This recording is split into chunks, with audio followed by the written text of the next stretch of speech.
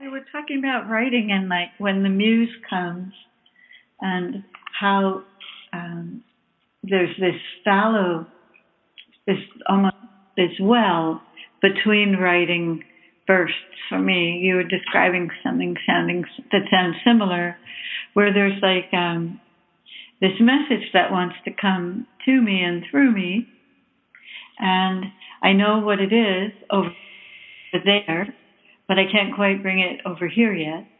And part of that has to do, for me at least, part of that has to do with courage. Where am I courageous enough to bring it out where you can see it?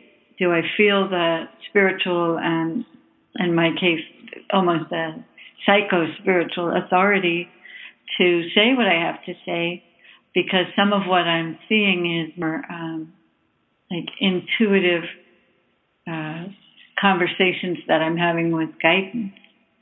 And because I see the world symbolically, and I'm constantly talking with this presence that's around me all the time, I sometimes have trouble, or I have in the past. It's going away now, as I'm coming into the end of my 50s. But I'm 57 this year. I'm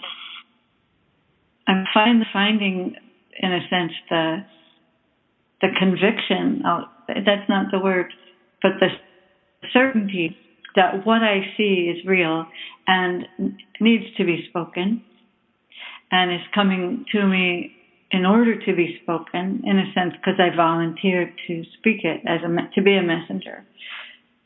Does that have resonance with what you're describing? Yeah, absolutely.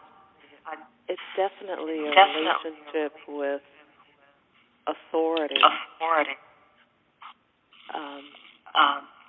Obviously a dysfunctional relationship with my thinking of myself as an authority and coming into that.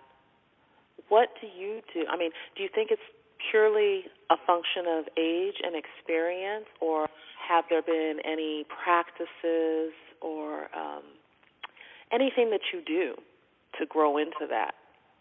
Yeah. Intentionally. Yeah.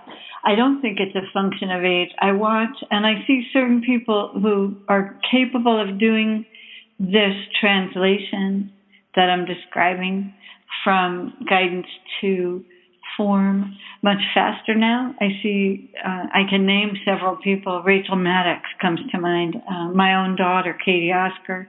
People who are making films are very good at this. But your question was, is it a function of age, this willingness, this courage arising? And I think it's a function of agency, of what the teacher Hiro Boga calls sovereignty, where we have a sense that we're seated at the center of our own life, our own story, our own biography, and even having a sense that we're in a story has to happen first, right? But I don't think it's a function of age, but I do think it's a function of our relationship to time. And what I mean by that is, how much time do I want between me and that, right? How much time do I want between me and the me that I'm becoming, right? Because for me, it's a... Go ahead. It's a choice. Is that I do. What you're saying? I do. I think and I don't know. I don't mean that it's a conscious choice necessarily, but it becomes conscious later. It does become conscious as the distance between guidance and acting on guidance becomes narrower. There's less of a gap between getting a hit of guidance and acting on it in present time. As that time span shortens, the gap becomes smaller. Our awareness of that we're making a choice becomes more acute, I think.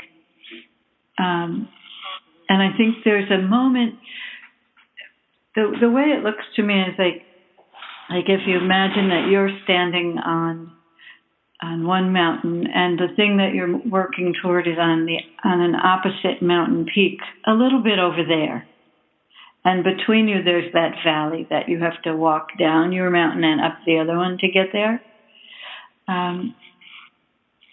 If you imagine that all the goals that you've set in your lifetime have each been on a mountain, and that you've sort of gone down the valley, up the mountain, down the valley, up the mountain many times, you begin to see the cyclic nature of creativity, where there are these waveforms that each of us have in our own biography, right?